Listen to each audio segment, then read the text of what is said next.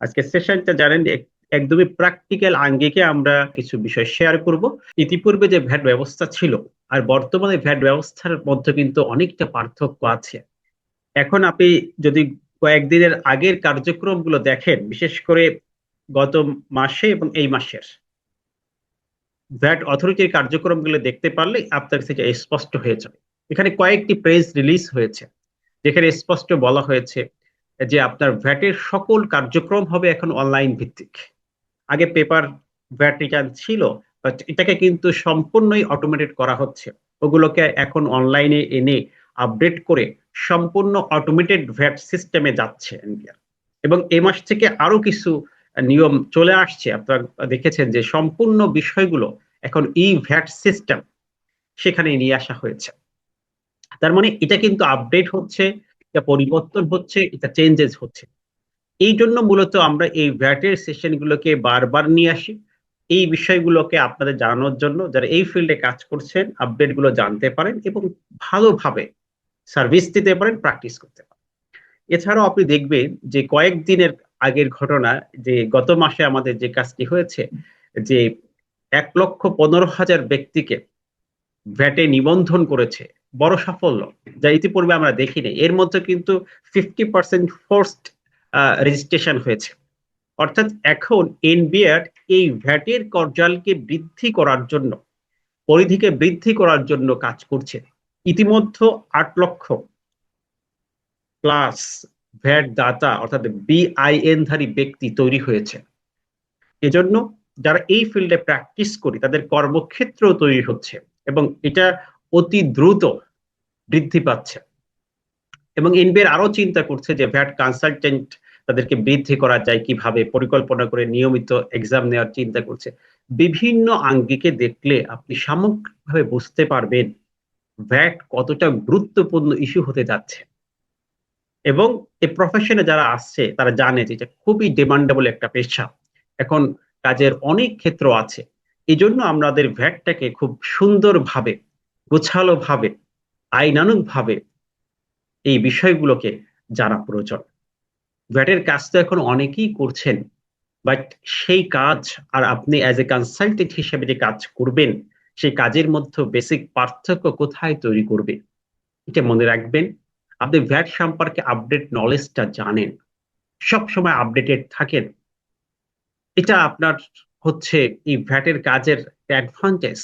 আপনি অন্যদের থেকে আপনাকে পার্থক্য করে তুলবে।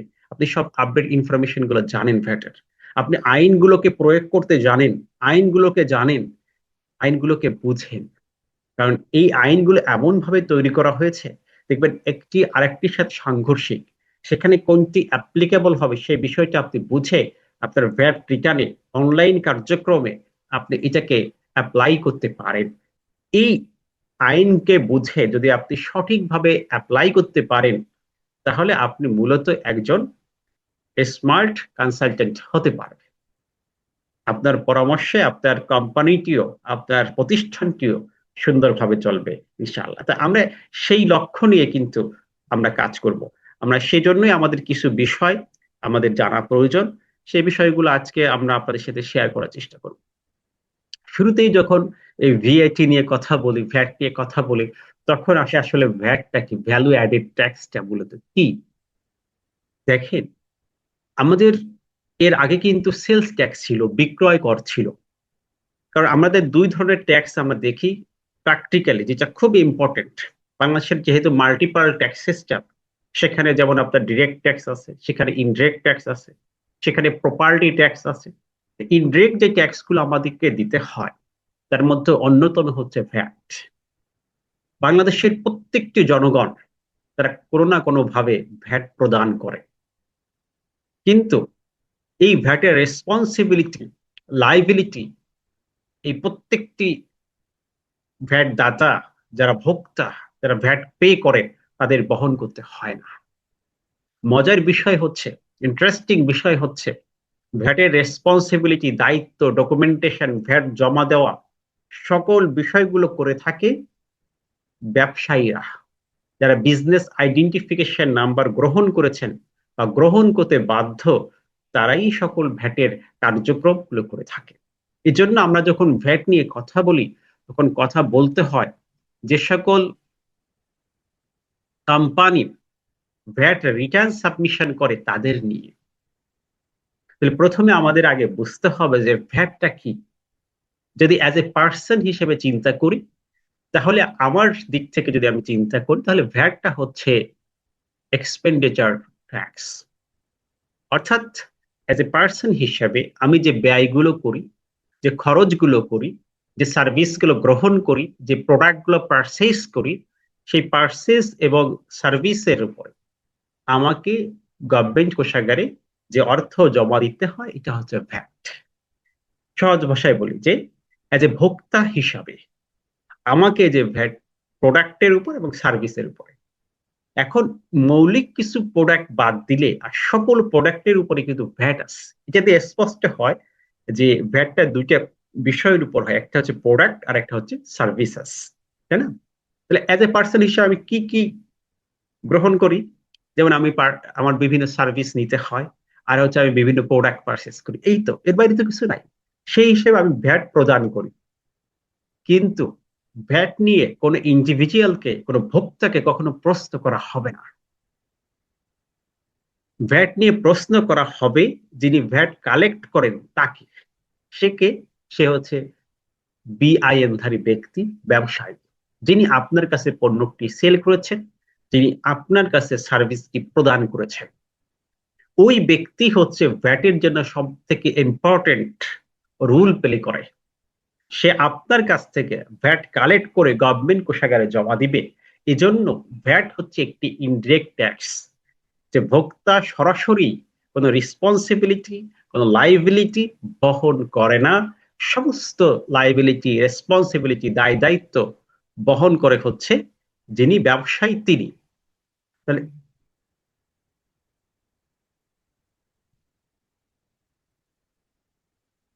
তাহলে এখানে মূল বিষয়টা হচ্ছে আমরা যারা ভোক্তা তারাই কিন্তু ভ্যাট প্রদান করে থাকি। কিন্তু ভ্যাটের দায়িত্ব, ভ্যাট নিয়ে আপনাকে কখনো প্রশ্ন করবে না এনবিআর। ঠিক আছে? ভ্যাট নিয়ে আপনাকে কখনো এনবিআর প্রশ্ন করবে না, প্রশ্ন করার সুযোগও নাই। ভ্যাট নিয়ে প্রশ্ন করবে তাদেরকে যারা ভ্যাট কালেক্ট করে। তারা কারা? বেআইনধারী ব্যক্তি। তাহলে প্রথমে আমরা বুঝি যে ভ্যাটটা কি, আসলে মূল বিষয়টা কি। এক ব্যক্তি হিসাবে চিন্তা করলে আমরা আমাদের সার্ভিস গ্রহণ করার সময় অথবা প্রোডাক্ট পারচেজের সময় যে প্রোডাক্টের সাথে বা সার্ভিসের সাথে যে অতিরিক্ত একটি অর্থ, প্রোডাক্টের মূল্যের সাথে যে একটি অতিরিক্ত অর্থ গভর্নমেন্ট কোষাগারে জমা দিয়ে থাকি বা ওই ওই বিক্রেতাকে দিয়ে থাকি, এটাই হচ্ছে ভ্যাট।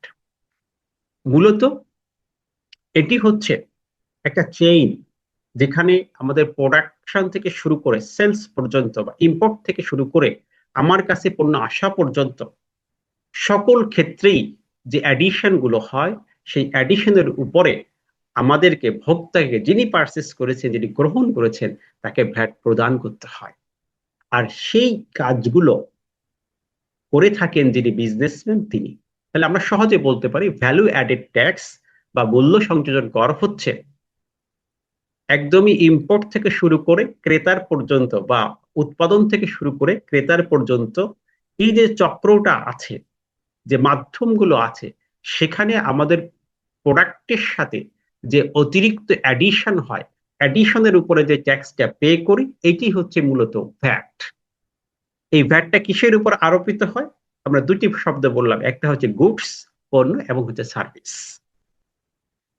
তাহলে এটা পেইড করে মূলত ভোক্তা, কিন্তু এটার সমস্ত রেসপন্সিবিলিটি, সমস্ত দায় দায়িত্ব থাকে বিক্রেতা বা সেলারের। তাহলে আমরা মোটামুটি এটার একটা আইডিয়া পেয়ে গেলাম যে এটা হচ্ছে ভ্যাট। এখন প্রশ্ন হচ্ছে, এটা যে ভ্যাট নিয়ে আমরা কথা বলি, ভ্যাটটা আসলে কাজ করে কিভাবে, এটা কিভাবে বুঝবো যে কত টাকার উপর ভ্যাট দিতে হবে, আমার কত টাকা ভ্যাট হবে, এই বিষয়গুলো। যেমন আপনি চিন্তা করেন, আপনি একজন বিজনেসম্যান, আপনার বিআইএন রয়েছে। তাহলে এখন আপনি যদি 1500 টাকায় একটি প্রোডাক্ট সেল করেন, আপনি কি 1500 টাকার উপর ভ্যাট লাইবিলিটি বহন করবেন?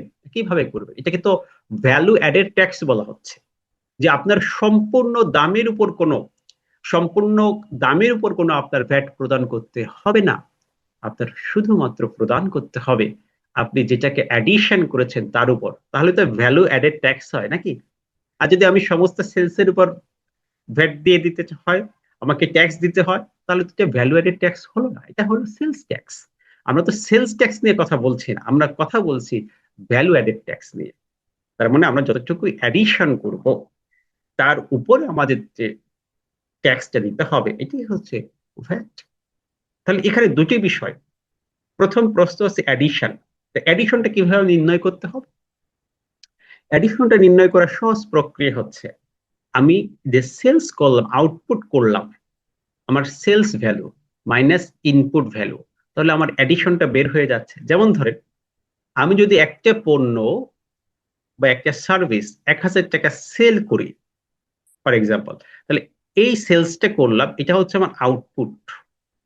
এই 1,000 টাকা আমি রিসিভ করেছি তার কাছ থেকে। আর যদি এই প্রোডাক্টটি আমি 800 টাকায় পারচেস করে থাকি, তাহলে এটা হচ্ছে আমার ইনপুট, আমি পারচেস করলাম। তাহলে এই যে 800 টাকায় পারচেস করলাম আর 1,000 টাকায় সেলস করলাম, এর মাঝে যে ডিফারেন্সটা আছে এইটাই হচ্ছে মূলত আমার অ্যাডিশন, আমি অ্যাড করেছি। তাহলে এখানে আমার অ্যাড হচ্ছে 200 টাকা। আমার লাইবিলিটি অ্যাজ এ বিআইএন ধারী, ধরেন আমি মিস্টার এ বি সি, এই এ বি সি এটা এটা আমার একটা লিমিটেড কোম্পানি, আমার বিআইএন আছে। এই বিআইনধারী ব্যক্তির লাইবিলিটি রেসপন্সিবিলিটি হচ্ছে এই 200 টাকার উপর।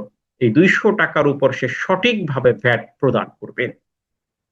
এখানে স্পষ্ট যে আমাদের আউটপুট ভ্যালু একটি, ইনপুট ভ্যালু একটি, এই দুটির যে ডিফারেন্স এটা হচ্ছে অ্যাডিশন, আর অ্যাডিশনের উপর আমাদের ভ্যাট আরোপিত হবে। তাহলে আমরা নিট ভ্যাটটা কিভাবে বের করব? সহজ কথা, আমরা ভ্যালু অ্যাডেড ট্যাক্স বের করার সময় আমরা এই 1,000 টাকা ক্রয়, 1,000 টাকা বিক্রির ট্যাক্সটা বের করব, আর 800 টাকা ক্রয়ের ট্যাক্সটি বের করব। তাহলে এই যে 1,000 টাকার ট্যাক্স থেকে যদি 800 টাকার ট্যাক্সটা আমরা মাইনাস করে দেই, তাহলে মূলত আমার নেট ভ্যাটটা বের হয়ে যাবে। তাহলে ভ্যালু অ্যাডেড ট্যাক্সটা বুঝতে পারছি যে ভ্যালু অ্যাডেড ট্যাক্স, যতটুকু ভ্যালু আমার অ্যাড হবে, মূল্য সংযোজন হবে, ঠিক সেই সংযোজনের উপরই আমাকে ট্যাক্স দিতে হবে। এটা কিন্তু পুরো ভ্যালুর উপর দিতে হবে না। যদি পুরো ভ্যালুর উপর আমাকে ট্যাক্স দিতে হতো, তাহলে এর নাম হয়ে যেত সেলস ট্যাক্স। বিক্রয় কর, যা বিক্রয় করবো তার উপর ট্যাক্স দেবো। হ্যাঁ, যদি আপনি ভ্যাট আইনের পরিপূর্ণ সুযোগ সুবিধা নিতে হয়, তাহলে অর্থাৎ ভ্যালু অ্যাডেড ট্যাক্স আপনার উপর অ্যাপ্লাইড হয়, এই যদি সুযোগটা চান, তাহলে আপনাকে অবশ্যই 15% ভ্যাটের যে আদর্শ হার, ভ্যাটের আদর্শকে আপনার মানতে হবে। যদি এর বাহিরে আপনি ভ্যাট প্র্যাকটিস করেন, তাহলে আপনার উপর আসলে ভ্যাট প্র্যাকটিস করা হবে না, আপনার উপর সেলস ট্যাক্স প্র্যাকটিস করা হবে। যে সেলস এর উপর আপনি 7.5%, 10% দিয়ে দিবেন। বাট যদি আপনাকে ভ্যাট প্র্যাকটিস করতে হয়, অবশ্যই আপনাকে 15% হারে চালান দিতে হবে, 15% প্র্যাকটিস করতে হবে। তাহলে ভ্যালু অ্যাডেড ট্যাক্সের, মনে রাখেন আবারও, ভ্যালু অ্যাডেড ট্যাক্সের যদি আমরা সুবিধা নিতে চাই যে আমি শুধুমাত্র অ্যাডিশনের উপর ট্যাক্স দিব, তাহলে এখানে একটি কন্ডিশন, যে আপনার ভ্যাটের হার অবশ্যই 15% হবে। তাহলে আমরা ভ্যালু অ্যাডিশনটা বুঝতে পারলাম। তাহলে ভ্যালু অ্যাডিশনের উপর যে ট্যাক্স হয় এটাকে বলা হয় ভ্যালু অ্যাডেড ট্যাক্স। এটা একটু এক্সাম্পল দিয়ে আপনার কাছে একদমই ক্লিয়ার হয়ে যাবে যে বিষয়টা আমরা বললাম। এই যে একটু এক্সাম্পলে আমরা চলে যাই, একটু প্র্যাকটিক্যাল বিষয়গুলো একটু দেখি। যদি এরকম হয়, দেখেন যে এক্সাম্পলটা দিলাম, যে আপনি এজ এ বেআইন ধারী হিসাবে একটি প্রোডাক্ট আছে, যে প্রোডাক্টটা আপনি 1500 টাকায় সেল করেছেন। এই 1500 টাকায় সেল করলে আপনার এই 1500 টাকার মধ্যেই কিন্তু ভ্যাট আছে। ভ্যাটটা সাধারণত ইনক্লুসিভ হয়, যদি এক্সক্লুডে আমরা কিছু প্র্যাকটিসে দেখি 6.3-তে লিখতে হয়, কিন্তু ভ্যাট মূলত হচ্ছে ইনক্লুসিভ। মানে আপনার প্রোডাক্টের যে ভ্যালুটি আপনি ডিক্লেয়ার করবেন, সেই ডিক্লেয়ার ভ্যালুর মধ্যেই আপনার ভ্যাট থাকবে। যেমন এটা নিয়ে একটু অনেক সময় অনেক কথাবার্তা ছিল, বিশেষ করে সুপার শপগুলো প্র্যাকটিস করতো অ্যাডিশনাল ভ্যাট, এক্সক্লুডিং ভ্যাট। কিন্তু সেগুলো কিন্তু এখন সব দেখবেন যে স্বপ্ন বা অন্যান্য যারা আছেন সবাই কিন্তু এখন ইনক্লুসিভ প্র্যাকটিস করতেছেন। সেখানে আবার লিখছে যে স্বপ্নে ভ্যাট নেই, এরকম অ্যাডও দেখেছেন। বাস্তবতার সাথে এটা না। ভ্যাটের মূল থিম ইনক্লুসিভ, ভ্যাটের মূল থিম 15% ভ্যাট। এই মূল কনসেপ্ট গুলোকে আপনাকে অ্যাডপ্ট করতে হবে, বুঝতে হবে।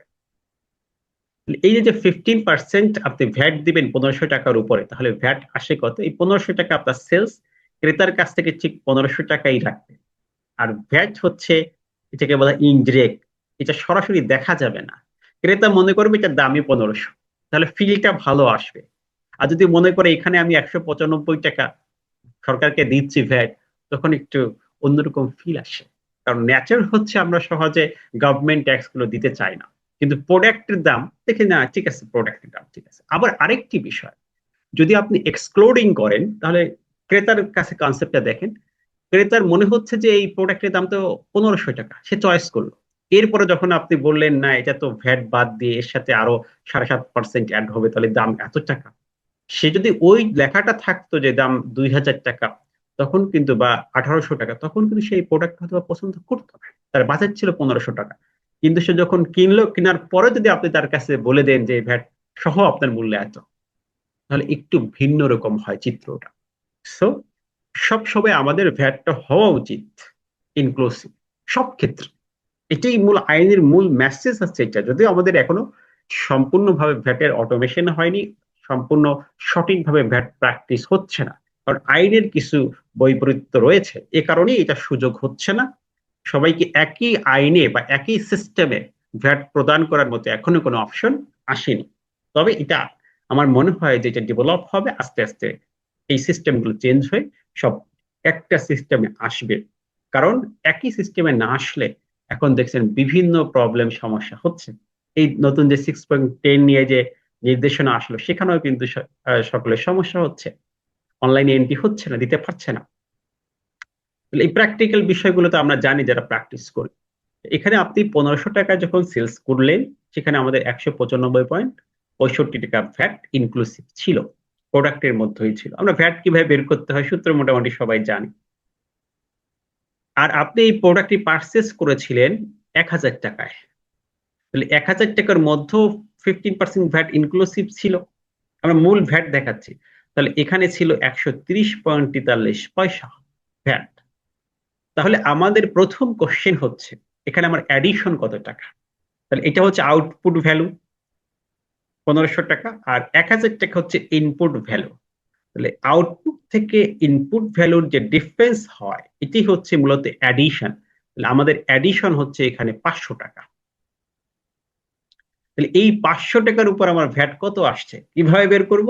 আমরা এই 195.65 পয়সা থেকে 130.43 পয়সা মাইনাস করি। তাহলে আমাকে মূলত, আমার যেহেতু বিআইএন হয়েছে, আমি ধরেন এবি কোম্পানি, আমাকে মূলত এই 65.22 পয়সা গভর্নমেন্ট কোষাগারে জমা দিতে হবে। এটি হচ্ছে আমার রেসপন্সিবিলিটি, আমার লাইবিলিটি এজ এ সেলার হিসেবে। আমি হচ্ছে রিটেইলার, সর্বশেষ সেলার, আমাকে দিতে হবে মূলত এই 65 টাকা ভ্যাট জমা।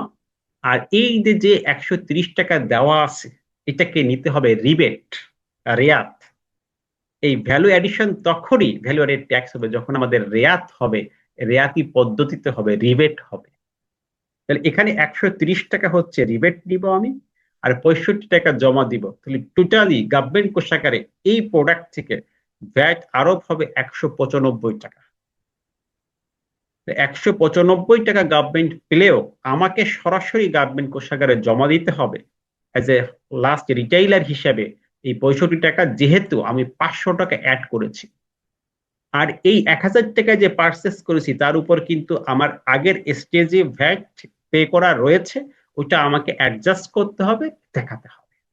তাহলে ভ্যাটটা কিভাবে বের হয়? প্রথমে আমরা নিট ভ্যাট, প্রথমে আমরা গ্রস ভ্যাট বের করি, সেখান থেকে আমরা ভ্যাট রিবেটটা মাইনাস করি, দেন বাকিটা আমরা গভর্নমেন্ট কোষাগারে জমা করি। তাহলে আমার মূলত এই 500 টাকার ভ্যাটটা 65.22 পয়সা গভর্নমেন্ট কোষাগারে জমা দেওয়া হবে। তাহলে ভ্যাট শিখতে হলে আমাদের প্রথমে মনে রাখতে হবে আমার সেলস ভ্যাট কত, সেলস থেকে কিভাবে আমি ভ্যাট কালেক্ট করব। দ্বিতীয় বিষয়টি হচ্ছে আমার পারচেস কত, আমার ক্রয় কত, সেখানে আমার ভ্যাট কত, সেখান থেকে আমি রেয়াত নিব। বাকিটি হচ্ছে নিট ভ্যাট। হ্যাঁ, তবে এখানে কিছু ইনক্রিজিং বিষয় আছে, কিছু ডিক্রিজিং বিষয় আছে, অ্যাডজাস্টমেন্টের কিছু বিষয় আছে, এগুলো আমরা প্র্যাকটিক্যালি দেখব। মূলত বেসমেন্ট ভ্যাটের মূল থিম হচ্ছে এটা। তাহলে আশা করি আমি ভ্যাটের ডেফিনেশনটা আপনাদের বোঝাতে পেরেছি। এতক্ষণ যেটা বললাম এটা হচ্ছে ভ্যাট কাকে বলে এটা বোঝানোর জন্য এটা। এখন আমাদের ভ্যাট কি এটা জানলাম, এখন আমরা তো সবাই ভ্যাট নিয়ে কাজ করব বিধায়, ভ্যাট বিষয়টি নিয়ে একটি সার্ভিস প্রোভাইড করব বিধায় কিন্তু এই সেশনে আমরা জয়েন করেছি। প্রথমে আমাদের যে বিষয়টি জানতে হবে, যে বিষয়টি মাথায় রাখতে হবে, এটি হলো ভ্যাটের কোন কোন কাজগুলো আমাদের আছে, কি কি কাজ আমাদের করতে হয়, কোন কাজগুলো শিখতে হবে, এবং যে কাজগুলো শিখবো তার বেসিস কি, কিসের ভিত্তিতে এই কাজগুলো করবো, আমাদের কোন কোন আইনগুলোকে জানতে হবে। ধরেন আমি লাস্ট ডেস্টিনেশন চিন্তা করলাম যে আমি ভ্যাটের একটি রিটার্ন তৈরি করব, ভ্যাটের কোম্পানিকে অ্যাডভাইজার হিসেবে সাপোর্ট দিব। এটা হচ্ছে আমার ডেস্টিনেশন। যে আমার কাজ কি, আমার কাজ হচ্ছে অ্যাজ এ কনসালটেন্ট হিসেবে, ভ্যাট কনসালটেন্ট হিসেবে আমাকে একটি কোম্পানিকে সাপোর্ট দিতে হবে। তখন আমাকে প্রথমে জানতে হবে আমি যদি এই ভ্যাট কনসালটেন্ট হতে চাই, পরামর্শক হতে চাই, কোন কোন আইনগুলোকে, কোন কোন রুলস গুলোকে আমার আয়ত্তে থাকতে হবে, এবং একটি প্রবলেম অ্যারাইজ হলে কোন জায়গা থেকে আমি সলিউশন পাবো, অন্তত তো সেই বিষয়টি আমার জানা আবশ্যক। দেন তার কাজ কি কি আছে সেই বিষয়টা।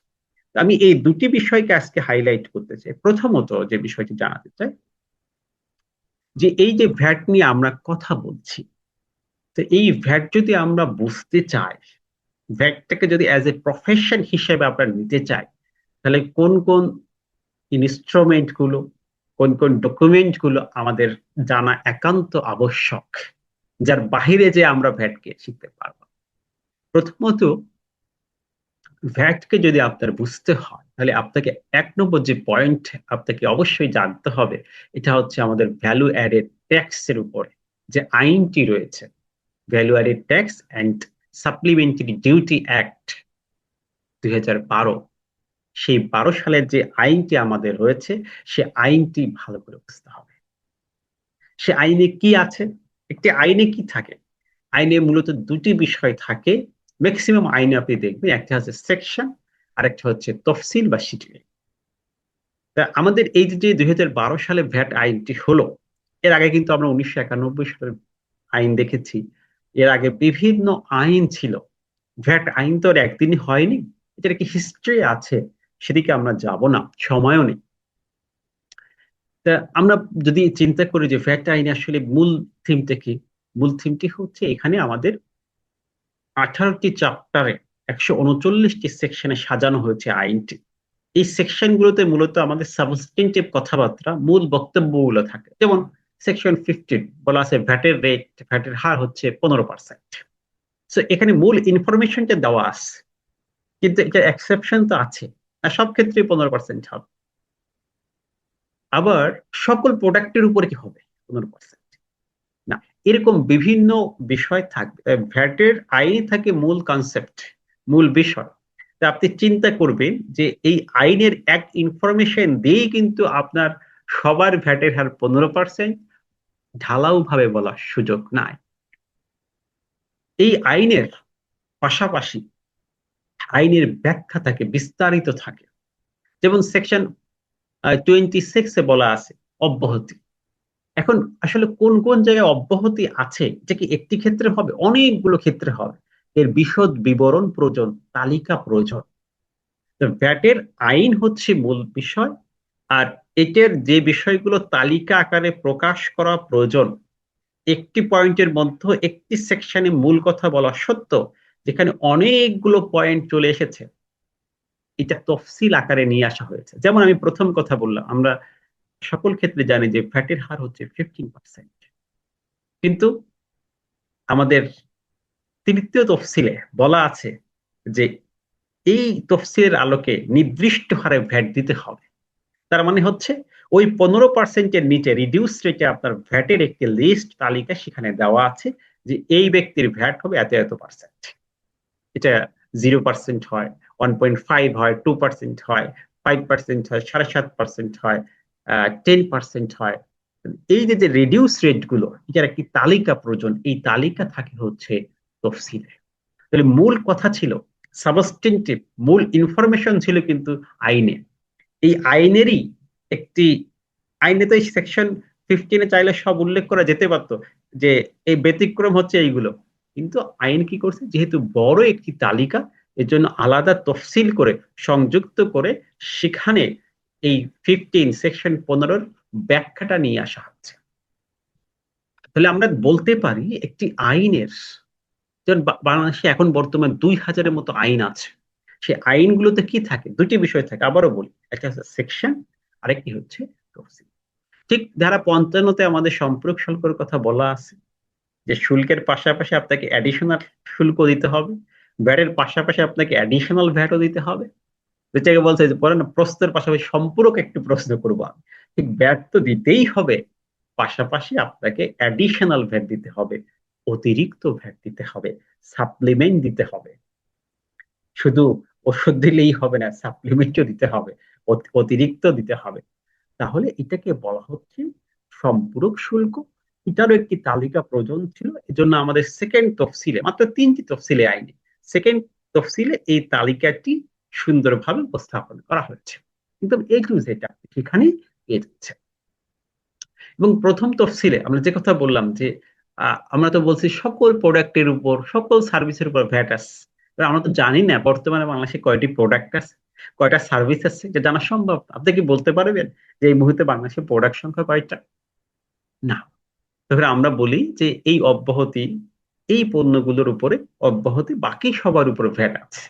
তো এই যে অব্যাহতি কোন প্রোডাক্টের উপরে, কোন সেবার উপরে ভ্যাট নাই, এটি নায়ের একটা লিস্ট বা তালিকা আছে, যে কোন প্রোডাক্টের উপরে না, সকল প্রোডাক্টের উপরে আছে। আছে তালিকা দেওয়াটা সম্ভব না। যে তালিকাটি ছোট, সেই তালিকাটি মূলত আইনে দেওয়া থাকে, আর যে তালিকা অনেক বড়, সে তালিকা আইনে দেওয়া সম্ভব না, দেখানো সম্ভব। ঠিক ইসলামেও তাই, যে হালালের তালিকা নাই, হারামের তালিকা আছে, যে এটা আপনার জন্য হারাম, নিষেধ। ঠিক এখানেও এই নাইট তালিকাটা কম বিধা এই তালিকাটা দেওয়া আছে, আর হার তালিকা দেওয়া নাই, যে কোন কোন জায়গায়, কোন কোন প্রোডাক্টে, কোন কোন সার্ভিসে ভ্যাট আছে। এই যে তালিকাটা, এটা মূলত প্রথম তফসিলে দেওয়া হয়েছে। এটা হচ্ছে আমাদের ভ্যাট আইন, ভ্যালু অ্যাডেড ট্যাক্স আইন। এই আইনটা বুঝতে হবে। তাহলে এই আইনে দুটি বিষয় পাবো, একটি হচ্ছে সেকশন, যেখানে মূল বক্তব্য থাকবে, আর একটা হচ্ছে 3টি তালিকা আমরা পাবো, এটা বুঝতে হবে। যেমন যদি আমি মনে করি যে আমার এই প্রোডাক্টের ভ্যাট আদৌ আছে কিনা, তখন আমি চলে যাব মূলত আমাদের এই তফসিলে, প্রথম তফসিলে এই লিস্টটা দেখব। যদি এই তফসিলে আমার নাম না থাকে, আমি খুঁজে না পাই, তাহলে মনে করতে হবে আমার উপর ভ্যাট আছে, যার হার হচ্ছে 15%, 15%। এরপরে আমার আরেকটি কনফিউশন হবে যে আমার কি আসলেই 15%। তখন আমি চলে যাব এই তৃতীয় তফসিলে, দেখি সেখানে নাম আছে কিনা। যদি সেখানেও আমি নাম না খুঁজে পাই, তাহলে আমার ভ্যাট 15%ই রাইট। সেখানে নাম খুঁজে পেলে সে অনুযায়ী হবে। এরপর আমি চিন্তা করবো যে আমি তো ভ্যাট দিব, এর সাথে কোনো সাপ্লিমেন্টারি ডিউটি আছে কিনা। তখন আমি চলে যাব এই তৃতীয় তফসিলে, দেখবো ভ্যাটের পাশাপাশি সেখানে এই লিস্টে নাম থাকলেই আপনার সম্পর্ক শুল্ক আছে, আর বাকি চাই নাই। কারণ এখানে হেয়ার লিস্টটা কম, যে লিস্টটা কম সেটা আপনার আইনে থাকবে। আমি সহজে বুঝাইছি কিন্তু। ওকে। তাহলে আমাদের এই আইনে দুটি জিনিস, একটি হচ্ছে তফসিল আর একটি হচ্ছে মূল আইন, এটা আমাদের বুঝতে হবে। তাহলে আইনে আমাদের এই দুটি ইনফরমেশন বোঝার জন্য আমাদের ভ্যাট আইনটা প্রয়োজন, 1 নম্বর পয়েন্ট। 2 নম্বর পয়েন্ট হচ্ছে এই আইনের ব্যাখ্যা প্রয়োজন। যেমন বলা হচ্ছে যে আমি ভ্যাট দিব, তাহলে এখন প্রশ্ন হতে পারে কিভাবে দিব, কোন ফরম্যাটে দিব। তাহলে বলবে যে 9.1-এ দিতে হবে, সে ফর্মটা কেমন, এই সমস্ত ব্যাখ্যা বিশ্লেষণ সমস্ত কিছু থাকবে রুলসে, বিধিমালায়। এই বিধিমালা কে তৈরি করে? এই বিধিমালাও এনবিএ তৈরি করে। তাহলে আমাদের আইনের পাশাপাশি আইনের ইলিস্ট্রেশন, ব্যাখ্যা হচ্ছে রুলস। সেখানে আমরা কি পাবো? ওই যে কথা বললাম, যেমন আইনেও কিন্তু আমাদের 18টি চ্যাপ্টার আছে। দেখবেন এই 18টি চ্যাপ্টার, এই রুলসেও 18টি অধ্যায় আছে। অর্থাৎ আইনের যে চ্যাপ্টারে যে বিষয় বলা হয়েছে, এই ভ্যাটের আইনে কিন্তু এটা একটা খুবই একটি ইন্টারেস্টিং পার্ট। বিধিমালার ঠিক সেই চ্যাপ্টারে সেই বিষয়ের ব্যাখ্যা দেওয়া হয়েছে। তাহলে আইন এবং ব্যাখ্যা এই দুইটাকে আপনাকে একসাথে নিতে হবে। তাহলে যদি আমি চ্যাপ্টার 1 পড়ি, চ্যাপ্টার 1 এর রুলসে যেতে হবে, সেখানে এই আলোকে কি ডেফিনেশন আছে, কি ব্যাখ্যা আছে, বিস্তারিত কি আছে। সেখানে আমাদের 119টি রুলস আছে। এটাও কিন্তু আমাদের আইনে বলা আছে 135 সেকশনে, যে এই রুলস, এই ব্যাখ্যা এনবিএ দিবে, রাজস্ব বোর্ড দিবে। কারণ আইনটা কারা বাস্তবায়ন করবে, কারা ইমপ্লিমেন্টেশন করবে, তারাই তো ব্যাখ্যাটা দিবে। আইনটা কারা ইমপ্লিমেন্টেশন করে? এনবিএর। তাহলে এনবিএর এটার ব্যাখ্যা দিবে, এবং এনবিএর সেভাবে ব্যাখ্যা দিয়েছে, এনবিএর রুলস তৈরি করেছে, যেখানে আমাদের 75টা ফর্ম সংযুক্ত করা হয়েছে। এখনো কিন্তু এটা দেখবেন যে ফুললি অটোমেটেড হলো, তারপরে আমাদের সিস্টেম ডেভেলপ হলো। এগুলো কারা দিচ্ছে? সবগুলো এনবিএ দিচ্ছে, এনবিএর ব্যাখ্যা দিচ্ছে, সবকিছু দিচ্ছে। এখানে আমি যদি কোনো ফর্ম খুঁজতে চাই, যে আমি 9.1টাকে দেখতে চাই এটা কেমন, চলে যেতে হবে আমাদের বিধিমালায়, রুলসে। আইনের ব্যাখ্যা, সমর্থন, ইলাস্ট্রেশন যে রুলসে দেওয়া আছে। আইনটি এত কনফ্লিক্টেড এবং জটিল, আপনি আইনের পড়লে বুঝতে পারবেন যে ফিসকাল ল হিসেবে ভ্যাট ট্যাক্স আইনগুলোকে জটিল করা হচ্ছে। এটা কিন্তু সহজ না, এটা পরিবর্তনশীল।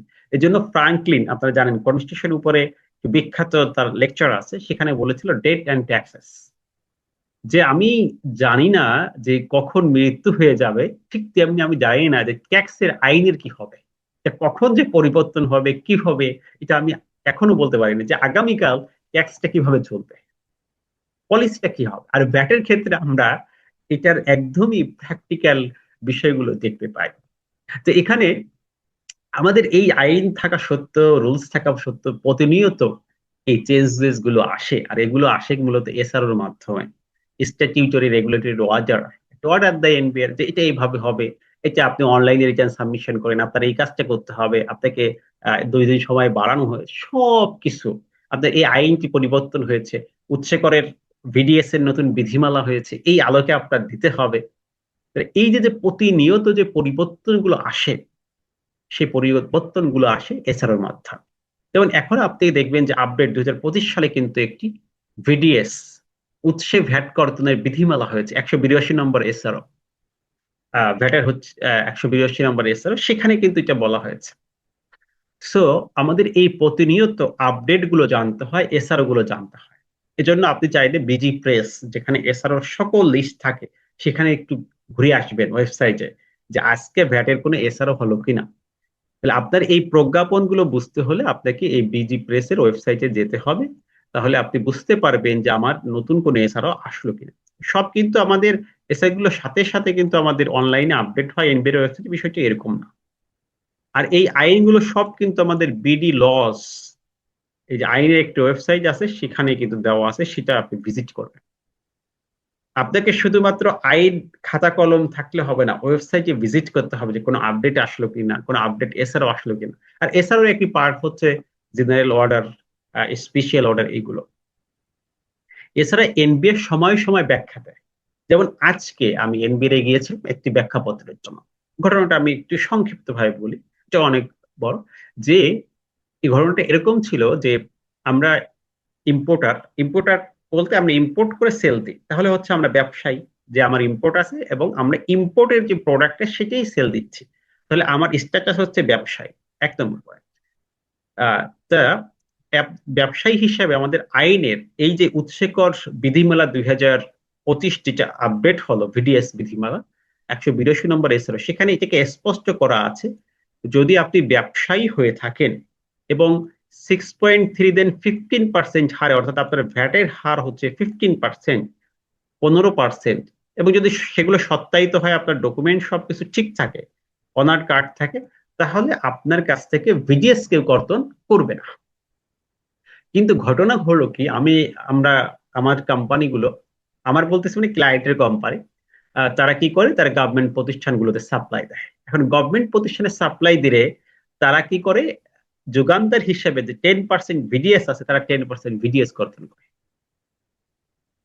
এখন তাদের ব্যাখ্যা হচ্ছে যে আপনি টেন্ডারের মাধ্যমে আমাদেরকে পণ্য সরবরাহ করেন, আপনার তো এখানে যুগানদার, এখানে তো আপনারা ব্যবসায়ী না, অতএব আমরা আপনাকে ভিডিএস কর্তন করব। দেখেন তাদের যুক্তি, আমাদের যুক্তি হচ্ছে না, আইনে যেহেতু স্পষ্টকরণ আছে এসআরওতে, যে যদি আমরা কি হই, ব্যবসায়ী হই এবং 15% ছাড়ে চালান দিয়ে থাকি, তাহলে আমাদের ভ্যাট কর্তন ভিডিএস কর্তন হবে না, প্রয়োজন না। তখন এটা দিয়ে আমরা একটা তার কাছে অ্যাপ্লাই করলাম যে আমাদেরকে ভিজিএস থেকে অব্যাহতি দেওয়ার জন্য। সুন্দর করে আমি সকল আইনের রেফারেন্স দিয়ে অ্যাপ্লিকেশন করলাম ওই প্রতিষ্ঠানকে। ওই প্রতিষ্ঠান করছে কি, সে অ্যাপ্লিকেশন সকল রেফারেন্স পাওয়ার পরেও তারা এটা মানে নাই। তারা করছে এনবিআর এর কাছে এটা ফ্রড করছে।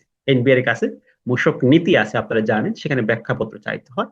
সেই মূসক নীতি প্রথম সচিব বরাবর তারা এটাকে অ্যাপ্লিকেশন দিল।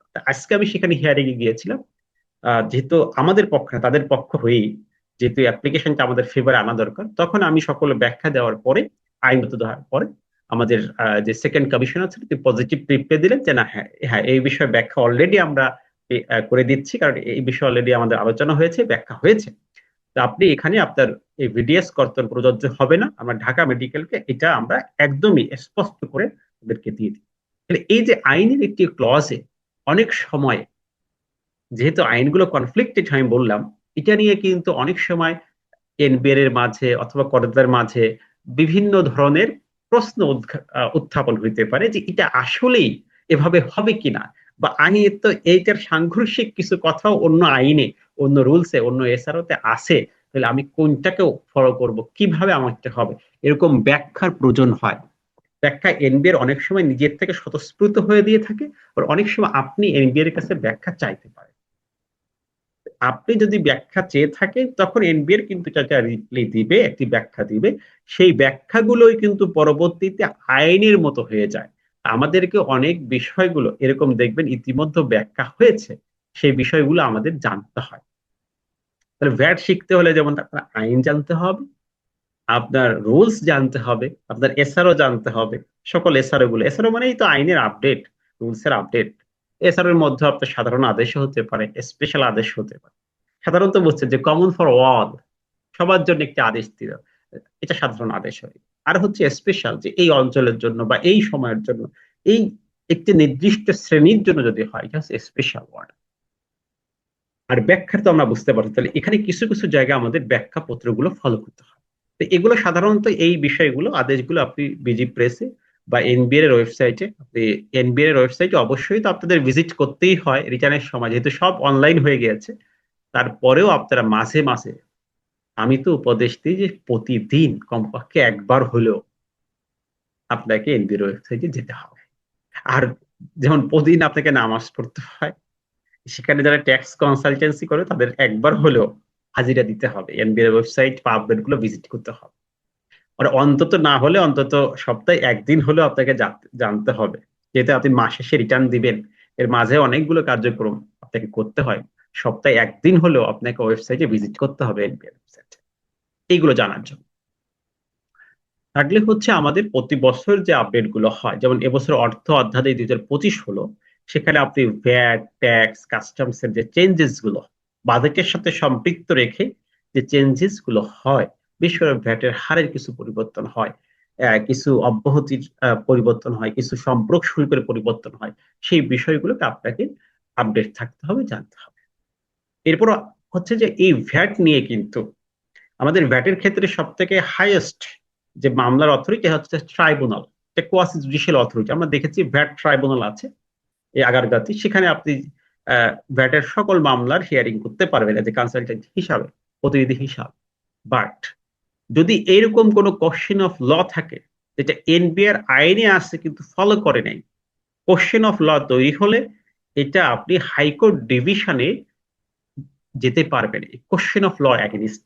আর ফ্যাকচুয়াল গ্রাউন্ডসে আমাদের হাইয়েস্ট অথরিটি হচ্ছে ট্রাইব্যুনাল।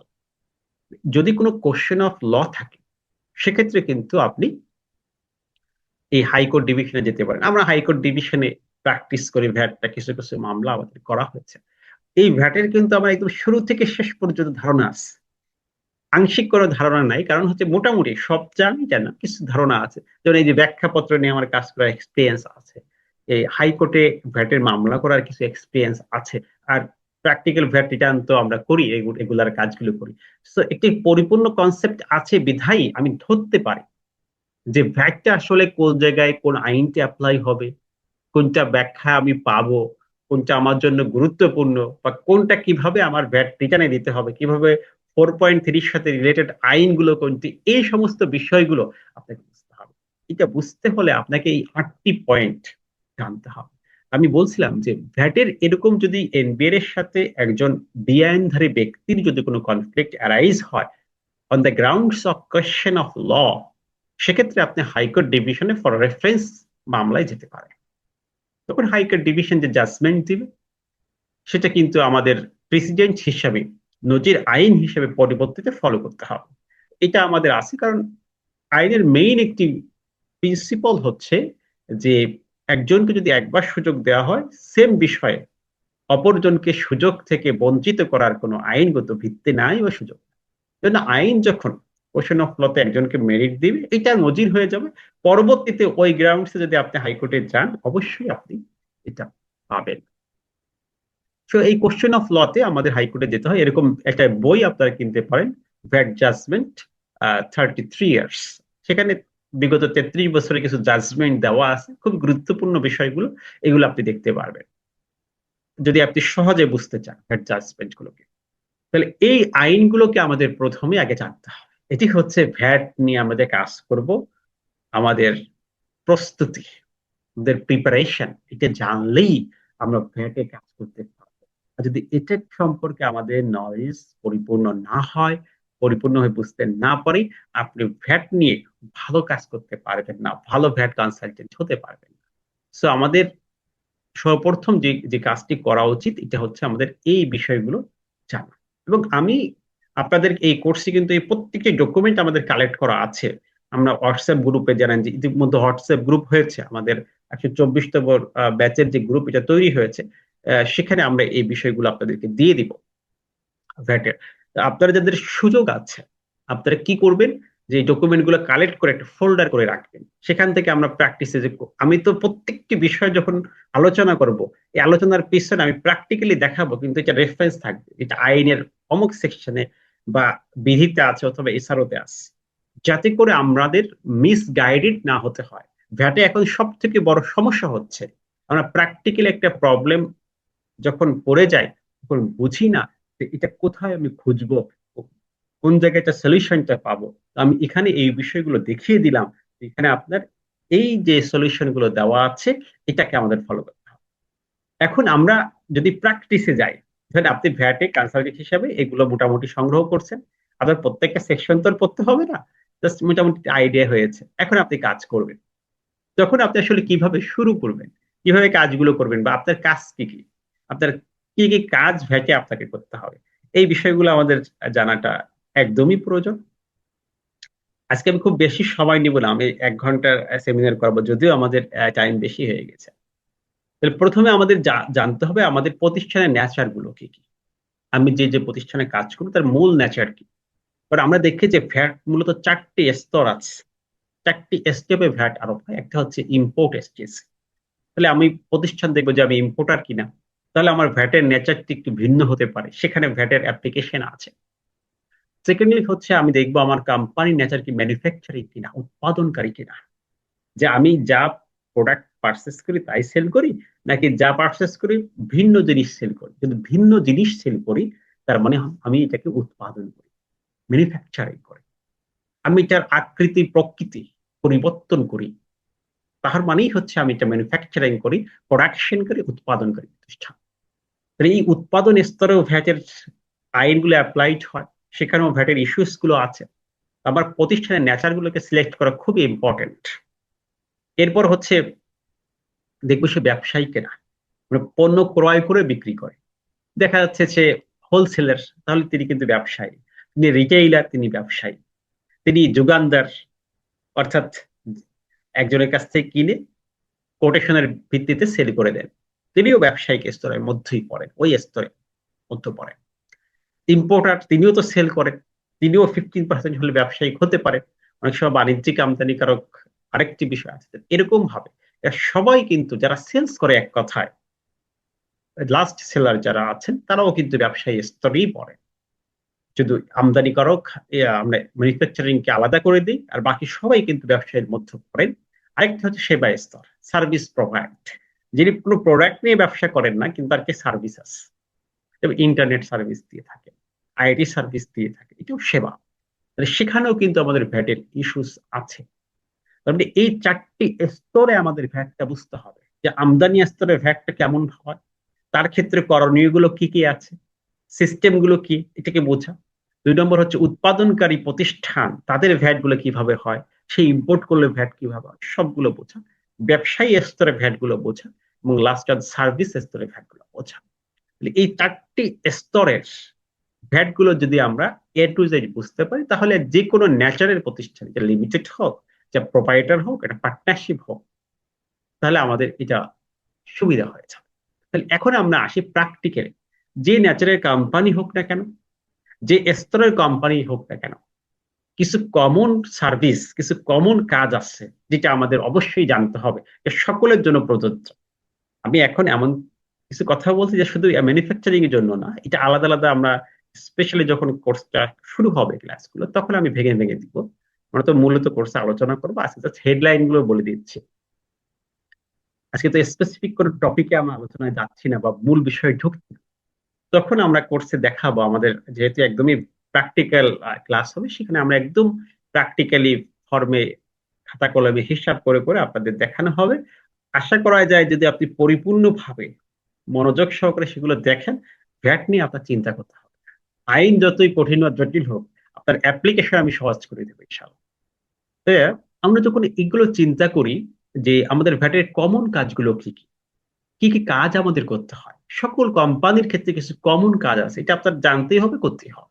সেরকম কিছু কমন কাজ নিয়ে আমি একটু কথা বলি, একদম প্র্যাকটিক্যাল। আমি প্রথমত আপনি চিন্তা করেন, আপনি একটা কোম্পানির ভ্যাটের কাজ করবেন, তাহলে প্রথমে আপনাকে কি কাজটি করতে হবে, কোন বিষয়টি আপনাকে মাথায় আনতে হবে। প্রতিষ্ঠানের নেতা যাই হোক না কেন, সে ইম্পোর্টার হোক বা সেলার হোক বা ব্যবসায়ী হোক, যোগানদার হোক, যাই হোক, প্রথমে চিন্তা করতে হবে যে আমার প্রতিষ্ঠানে আসলেই ভ্যাট আছে কিনা, আর যদি থেকে থাকে তাহলে আমার ভ্যাটের হার কত। তার মানে আমাকে প্রথম চিন্তা করতে হবে আইনের 3টে তফসিল দিয়ে, যে আমার প্রতিষ্ঠানে ভ্যাট আছে কিনা, এক্সামিশন পাবো কিনা আমি, অথবা ভ্যাট যদি হয়ে থাকে, দেখে আমার ভ্যাট আছে, তাহলে চিন্তা করতে হবে কত পার্সেন্ট হারে ভ্যাট আছে, এটা কি 15% কিনা। তাহলে আমি এই 3টি তফসিল হচ্ছে প্রথম বিচার্য বিষয়, এটা মোস্ট ইম্পর্টেন্ট। আপনি কনসালটেন্সি করবেন, 1 নম্বর কাজ, যেমন অনেক বলবে যে আমার কি ভ্যাট আছে, আমাকে ভ্যাট দিতে হবে, আমার নিবন্ধন নিতে হবে, হবে কিনা বলেন। এই যে কমন যে কোশ্চেন গুলো আছে, এগুলো আমাদেরকে বুঝতে হবে কনসালটেন্ট হিসাবে, যে আমার প্রতিষ্ঠানের ভ্যাট আছে কিনা, যদি থাকে তাহলে এটা কত পার্সেন্ট, সম্পর্ক শুল্ক আছে কিনা, এই বিষয়গুলো যাচাই বাছাই করতে হবে। এটা হচ্ছে আমার ফার্স্ট স্টেপ, প্রথম ওয়ার্কিং। দ্বিতীয়ত আমাদের যে কাজটি করতে হয়, এটা হচ্ছে আমাকে ভ্যাট নিবন্ধন নিতে হয়। যদি মনে করি যে না, আমার উপর ভ্যাট আছে, ভ্যাট আইন আমার উপর প্রয়োগ করা হবে, আমি সুপার শপে সব দিয়েছি, এখানে সাধারণ আদেশ অনুযায়ী আমার নিবন্ধন বাধ্যতামূলক, এই সকল বিষয় যখন আমি পেয়ে যাই, তখন চলে আসে ভ্যাট রেজিস্ট্রেশন। রেজিস্ট্রেশনে অনেকগুলো প্রসিডিংস আছে, যেমন এখানে শাখা রেজিস্ট্রেশনের বিষয় আছে। তাহলে আমি কিভাবে অ্যাপ্লাই করব, ম্যানুফ্যাকচারিং প্রতিষ্ঠান হলে রেজিস্ট্রেশন একটু ভিন্ন প্রক্রিয়ায় হয়। দেখেন এখন ফোর্সফুল নিবন্ধন যেগুলোকে দিয়েছে, আপনি দেখেছেন যে তাদের কিন্তু অথরাইজেশনের মিল না থাকায় অনেকে কিন্তু অনলাইন রিচার্জ দিতে পারে নাই। তাহলে নিবন্ধনটা খুবই গুরুত্বপূর্ণ, রেজিস্ট্রেশনটা, আপনার ভ্যাট নিবন্ধন সঠিকভাবে করা। এখন গত মাসে 1,15,000 নিবন্ধিত করা হয়েছে, তার মধ্যে 50% উপর ফোর্সফুল নিবন্ধন, মানে যে আপনার বিন প্রয়োজন। কারণ সাধারণ আদেশ অনুযায়ী আপনি ভ্যাট দিতে বাধ্য, তাহলে বেআইন গ্রহণ করতে বাধ্য, সো আপনাকে বেআইন নিতে হবে। এখন এভাবে কাজ হচ্ছে। এখন প্রায় আহ, গত মাসের হিসাব অনুযায়ী দেখলাম যে গত মাসে ডিসেম্বরে আমাদের ছিল 7,75,000 ভ্যাট নিবন্ধিত সংখ্যা, যেটা এখন 8 লাখ ক্রস করেছে। সো এই যে 8 লাখ ব্যক্তি ভ্যাটের কার্যালয়ের মধ্যে চলে এসেছে, তারা সবাই নিবন্ধন নিয়েছে, এটা 2.1 ফিল আপ করে। এখন আপনাকে অবশ্যই এই 2.1 এর মাধ্যমে ভ্যাট রেজিস্ট্রেশনের অ্যাপ্লিকেশনটা করতে হবে, এবং অ্যাপ্লিকেশন করার পরে আপনাকে 2.3 মূসক সার্টিফিকেট দেওয়া হবে। এরপর থেকেই কিন্তু আপনার এফেক্টিভ ডেট সেখানে লেখা থাকবে, সেখান থেকে আপনার ভ্যাটের কার্যক্রমটি শুরু হয়ে যাবে। প্রথম স্টেপ হচ্ছে ভ্যাট রেজিস্ট্রেশন। এর আগে তো আপনি বিচার করলেন যে আসলে ভ্যাট আছে কিনা, থাকলে কত পার্সেন্ট, এগুলো বিচার করার পরে আপনার ওয়ার্কিং এ যখন যাবেন, ওয়ার্কিং এর প্রথম স্টেপ হচ্ছে আমার রেজিস্ট্রেশন প্রক্রিয়াটি সম্পূর্ণ করা, আমার ভ্যাটের মধ্যে চলে আসা। এখন ভ্যাটের মধ্যে আপনি চলে আসলে সঠিকভাবে রেজিস্ট্রেশন করে দিলেন, এরপর আপনার কাজ কি? এরপরে আপনার কাজ হচ্ছে ভ্যাট চালান। যতগুলো লেনদেন আপনি করবেন এই প্রতিষ্ঠানের, সমস্ত লেনদেন হবে সঠিক ইনভয়েসের মাধ্যমে। লেনদেন তো এমনিতে আপনি ইনভয়েসের মাধ্যমে করেনি, বাট এনবিআর এর যে সিস্টেম আছে সেই ইনভয়েসে করতে হবে। অর্থাৎ 6.3 থেকে 6.10 পর্যন্ত আপনাকে মেইনটেইন করতে হবে। এটা হচ্ছে ভ্যাট চালান বা কর চালান। এই ফর্মগুলোকে আপনাকে বুঝতে হবে। আবার ধরেন এই 6.3 যে আপনাকে সুপার শপকে 6.3 দিবে, হ্যাঁ সেখানেও 6.3 দিবে, কিন্তু আপনার এই ফরম্যাটে না। এখানে বৈশিষ্ট্য ভিন্ন থাকতে পারে, ফর্মের আকৃতি ভিন্ন থাকতে পারে, কিন্তু ইনফরমেশন সেম, মূল ইনফরমেশন সেম থাকতে হবে। তাহলে আমাদেরকে প্রত্যেকটি লেনদেন অবশ্যই আমাদেরকে প্রপার ডকুমেন্ট রাখতে হবে, চালান রাখতে হবে।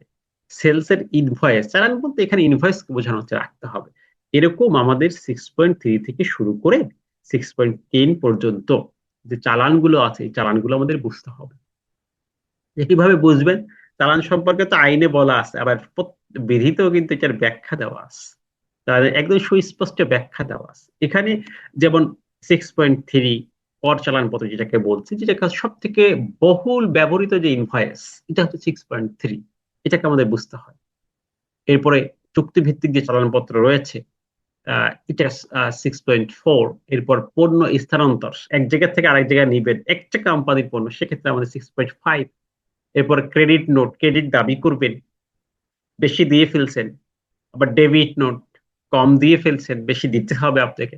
এই সমস্ত বিষয়গুলো, অর্থাৎ এগুলো কিন্তু এই ডেবিট ক্রেডিট, এটা কিন্তু 6.3 এগেনিস্টে হয়, একটা কারেকশন। 6.3 আপনি ভ্যাট কম দিয়েছেন, তাহলে আপনি ডেবিট নোট পাবেন, যদি ভ্যাট বেশি দিয়ে থাকেন ক্রেডিট পাবেন। তাহলে এই যে বিষয়গুলো আপনার আছে, এগুলোকে বুঝতে হবে। একটি চালানে তো ভুল হতেই পারে, এর সংশোধনের উপায়ও বলে দিয়েছে, ক্রেডিট করার উপায়, ডেবিট করার উপায়, এই বিষয়গুলো বুঝতে হবে। আর সব থেকে এখন যে ইম্পর্টেন্ট যেটা আসছে, যে মূসক এই যে 6.10, যে 2 লক্ষ টাকার উপরের কোন মূল্যমানের চালান হয়, এটা অবশ্যই অনলাইনে দিতে হবে। এটা কিন্তু একটি ঝামেলার বিষয়, জটিলতা বাড়বে, কারণ অসংখ্য লেনদেন এটা হয়। যদি এটা আমাদের বলতো যে এক্সেল ফর্মকে দিতে হবে, আপনি আপলোড করতে পারবেন, এরকম ভাবে এটা হতো। আবার এখানে কিছু প্রবলেম আছে, সমালোচনা আমরা করছি না, বাট অনেকগুলো অনলাইন হয়ে যাওয়ার কারণে যে আদেশটা হয়েছে, আপনারা হয়তো বা দেখেছেন, এখানে কিছু প্রেস রিলিজ হয়েছে, না দেখলে আমাদের এসে আছে, আমি দেখাই। এখানে আমাদের এগুলো অনলাইনে আনা হয়েছে নতুন করে। এই যে আমি কথা বললাম যে কত লাখ করদাতা, এখানে আমাদের এই যে বর্তমানে 7,75,000, এটা হচ্ছে আমাদের ডিসেম্বর পর্যন্ত। এরপরে কিন্তু এখন 8 লাখ ক্রস হয়েছে। ঠিক আছে, তাহলে এই যে বিষয়গুলো এসেছে, এখানে অনেকগুলো আপনি দেখবেন, আমাদের ডকুমেন্টে আমরা দিব আপনাদেরকে সবগুলো। এখানে আমাদের এই ভ্যাট সিস্টেমকে সম্পূর্ণ অটোমেশন, এখন কিন্তু আর অফলাইন নাই। যতগুলো অফলাইন আগে দিয়েছেন, সব কিন্তু আমাদের এই যে অনলাইন ই ভ্যাট সিস্টেমে আপনাকে আপলোড দিতে হবে। এই কাজগুলো এখন হচ্ছে। এই বিষয়গুলোর জন্য নির্দেশনা আছে, এই প্রত্যেকটি নির্দেশনা আপনাকে পড়তে হবে, যেগুলো প্রেস রিলিজ হয় আর কি দিয়েছে। এরকম আরো কিছু বিষয় আছে যেগুলো আপনাদের সাথে শেয়ার করা জরুরি, যেগুলো আপনাদের এই যে আপডেট গুলো না জানলে আপনি আসলে ভ্যাটে কাজ করতে পারবেন না। ঠিক আছে?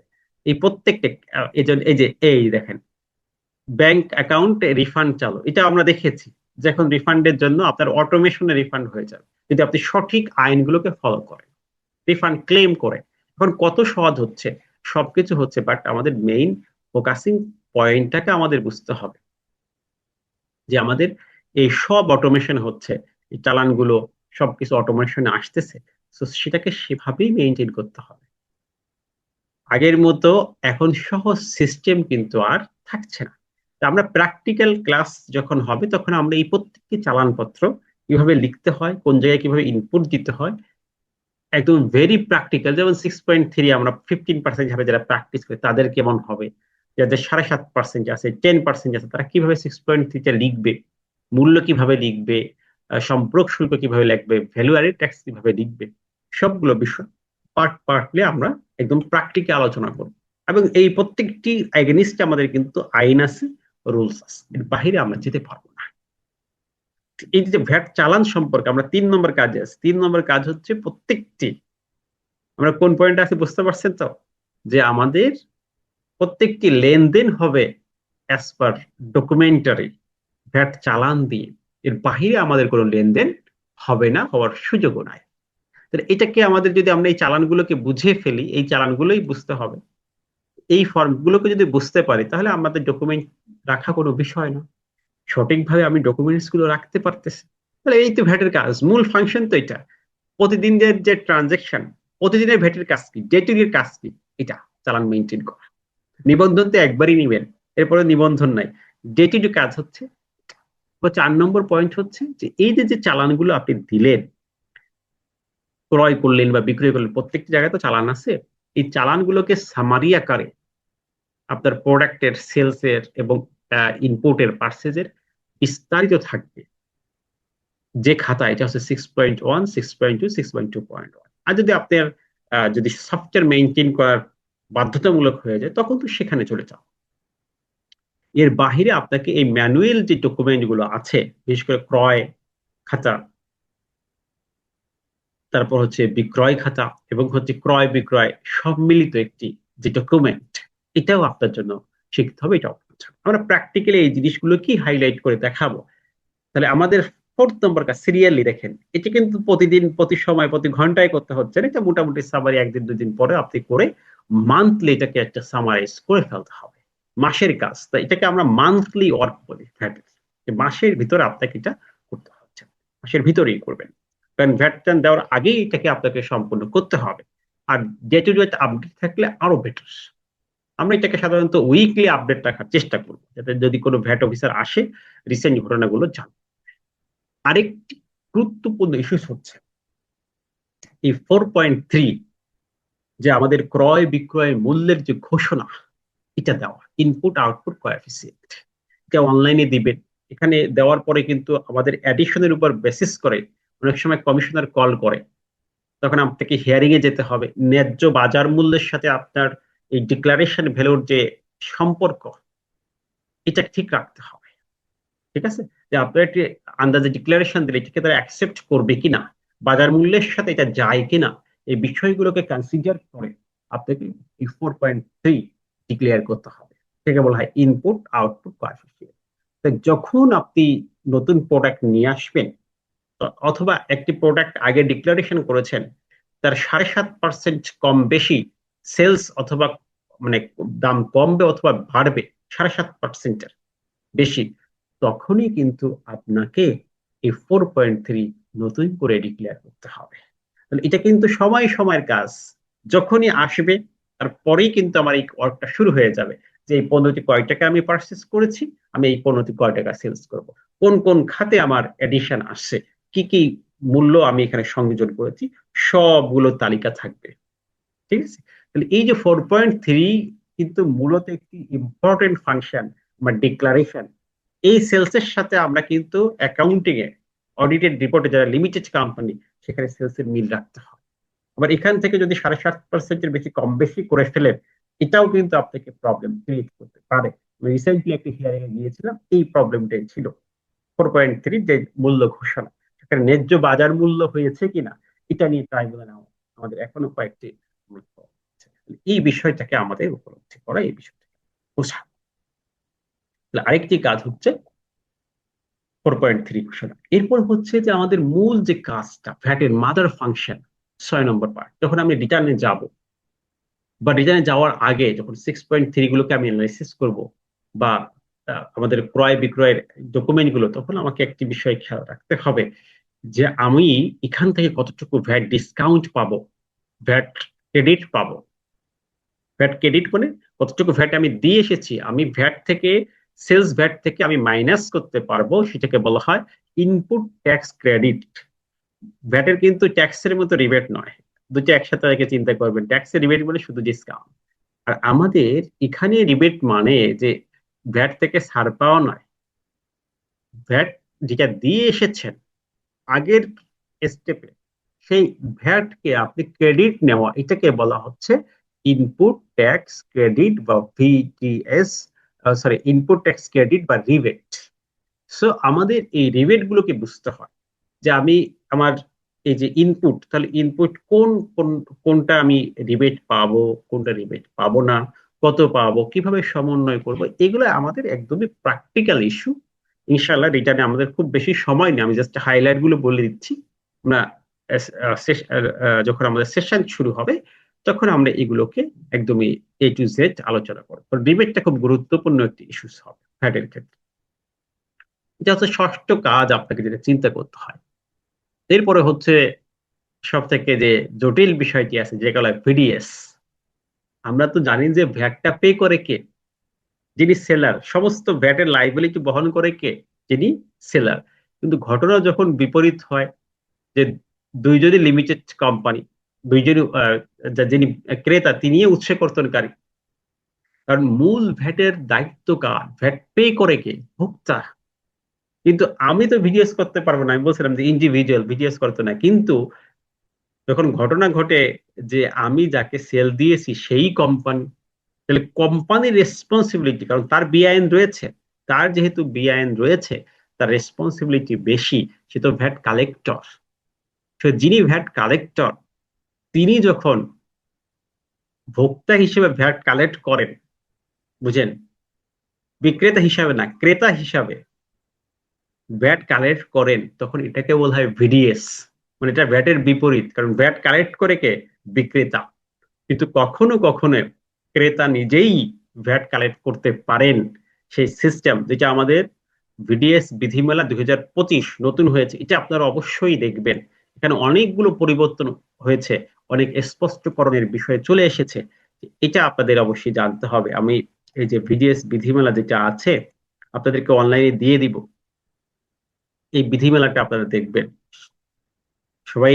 প্রয়োজনে আপনি অনলাইনে ডাউনলোড করে আমাদের এই যে 27 মে 2025 যে বিধিমালাটি হলো, যে এই উৎস কর্তনকারী সত্তা কারা, কিভাবে কর্তন করবেন, কত হারে কর্তন করবেন, কখন কর্তন হবে, কখন কর্তন হবে না, সেই বিষয়গুলো একদম স্পষ্ট।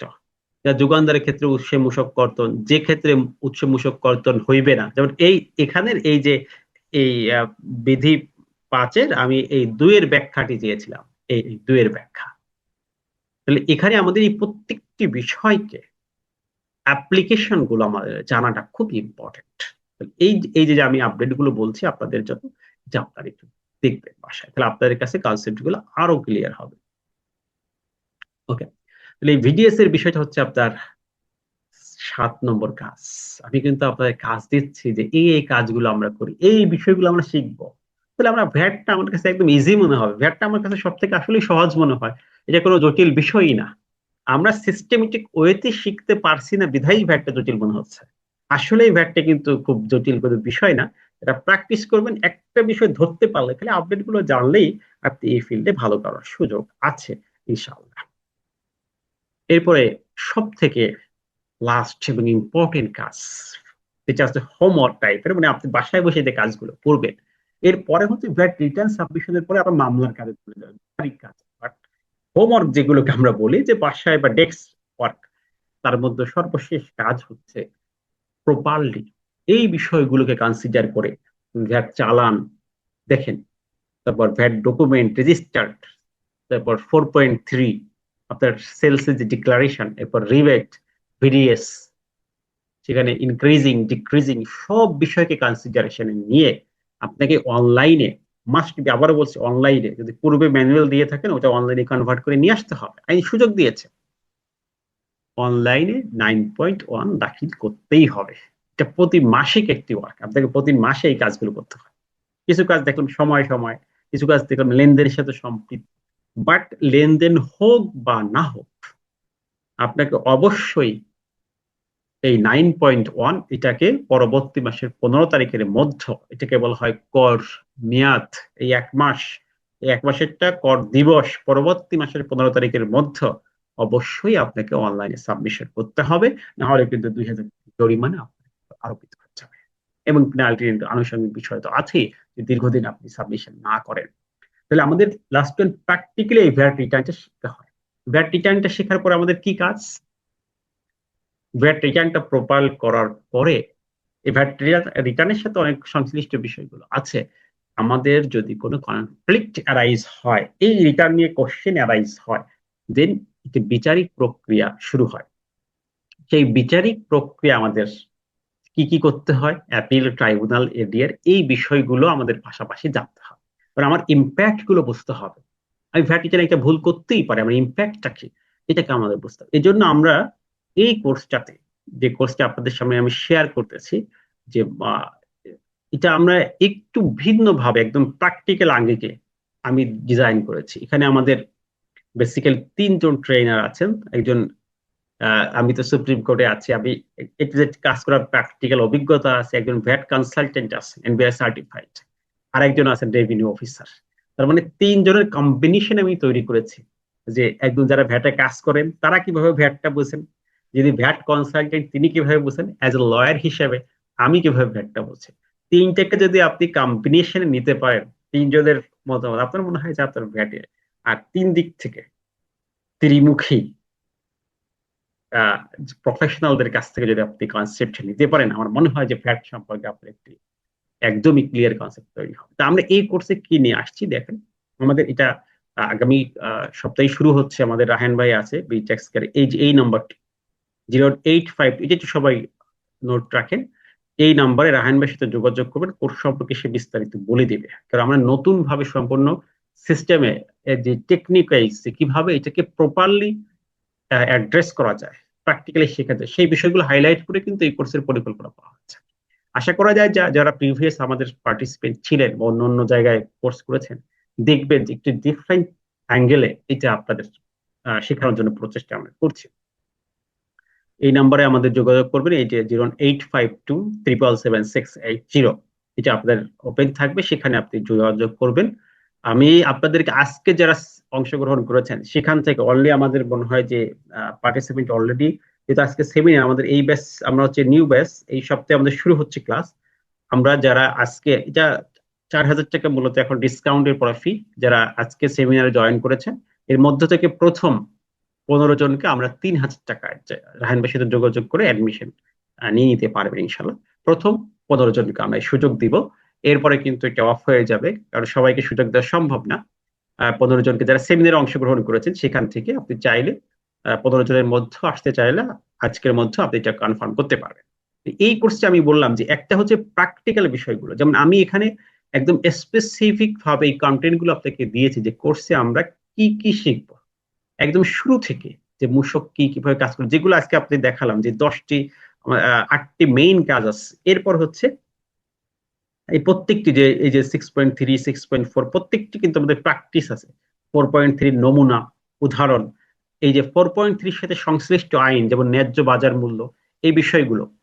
এরপর ক্রয় হিসাব, বিক্রয় হিসাব, সমন্বিত হিসাব, এই বিষয়গুলো, উপকরণ কর রেয়াত, এটা প্র্যাকটিস। আমি সব জায়গায় দেখবেন দিয়েছি একটি বিষয়, প্র্যাকটিস। প্র্যাকটিসে হাইলাইট করে, practice makes a man perfect.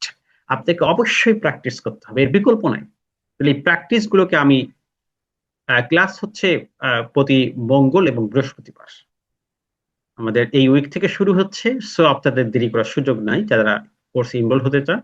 এরপর এই যে ভ্যাট রিটার্ন, এই যে 9.1 আপনি জমা দিলেন, ভ্যাট রিটার্ন কিভাবে সময়যোগ করোনা, সব প্রসিডিং শেষ করার পরে এর পরবর্তীতে আপনাকে যে এই ভ্যাটের বিষয়ে যে কনফ্লিক্ট গুলো হয় সেগুলো আমরা এই কোর্সে আলোচনা করবো, এবং এটা আমি নিজেই এই আলোচনাগুলো করব, একদম ড্রাফটিং সহ প্র্যাকটিক্যাল যে কাজগুলো করে এটা দেখাবো। টোটালি 10টি এক্সক্লুসিভ সেশন হবে। তো এখানে আমি ফিও কমিয়ে দিয়েছি মাত্র 3000 টাকা আপনাদের জন্য, মাত্র 15 জনকে আমরা আর সুযোগ দিতে পারবো এই কোর্স ফিতে। তাহলে এখানে অ্যাপিল কিভাবে করতে হবে, অ্যাপিলের জন্য প্রয়োজনীয় ডকুমেন্ট কি, এখানে আমরা কমিশনার অ্যাপিলের প্রক্রিয়া এবং উদাহরণ, উদাহরণ মানে কি আমাদের প্র্যাকটিক্যালি যে অ্যাপিল গুলো করা হয়েছে এটা আমাদের এখানে চলে আসবে। উদাহরণ আপনি বুঝতে পারবেন যে এই অ্যাপিলটা, তাহলে আমাদের এতদিনের যে কার্যক্রম মোটামুটি আপনি অল্প সময়ে কিন্তু জেনে যাচ্ছেন যে জিনিসগুলো আপনাদেরকে হাইলাইট করবো। এরপরে এডিআর, ট্রাইব্যুনাল, সব বিষয়গুলো আমরা কেস স্টাডি, বাস্তব ভিত্তিক কেস স্টাডির মাধ্যমে আপনাদের চেষ্টা করব। আর ভ্যাটের উপর আমার যে বইটি আছে, ভ্যাট প্র্যাকটিক্যাল গাইড, সেখানে আমি যে 8টি পয়েন্ট বললাম, এই 8টি পয়েন্টের উপর 8টি চ্যাপ্টার আছে। সব থেকে মজার বিষয়টি হচ্ছে যে কিভাবে ভ্যাটের হার নির্ধারণ করবো, এটার উপর একটা চ্যাপ্টার, কিভাবে রেজিস্ট্রেশন করব, ভ্যাট রেজিস্ট্রেশন কিভাবে করতে হবে, প্রসিডিংস গুলো একদম অনলাইনে এটি দেখানো আছে। এই প্রত্যেকের উপর চ্যাপ্টার আছে। আর এছাড়া তো আমরা প্র্যাকটিক্যালি বই ডকুমেন্ট হিসেবে প্লাস অন্যান্য প্রাসঙ্গিক আইন সবকিছু মিলে যদি আমরা সঠিকভাবে কাজগুলো করতে পারি, আশা করা যায় অন্তত এই কোর্সটা আপনাকে দেখবেন যা ছিলেন আপনি সেখান থেকে একটু হলেও ডিফার করবে। আপনার জন্য এই যে কোর্সটা উপযোগী হবে যদি আপনি সঠিক চাকরি নিতে পারেন।